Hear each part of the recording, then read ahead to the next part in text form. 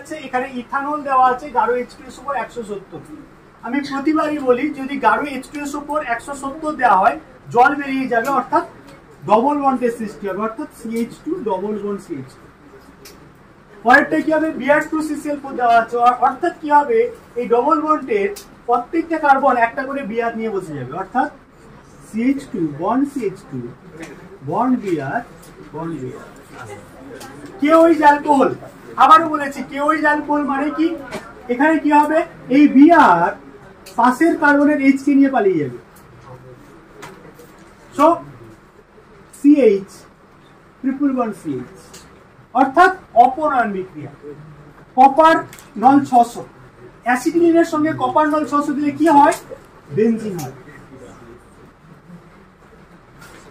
দেখো এখানে triple bond ছিল, যদি এই রিয়েজেন্ট গুলো দেওয়া হয় তাহলে কি হবে, কিটো গ্রুপের উৎপত্তি, কিটো গ্রুপের উৎপত্তি হবে। এখানে কি দেওয়া আছে, জিঙ্ক অ্যামালগাম গাঢ় HCl, তাহলে কি হয় অক্সিজেনকে সরিয়ে সে জায়গায় হাইড্রোজেন বসবে। তাহলে দেখতে পাচ্ছি একটা A থেকে F শনাক্ত করো, খুব সহজে আমরা করতে পারলাম।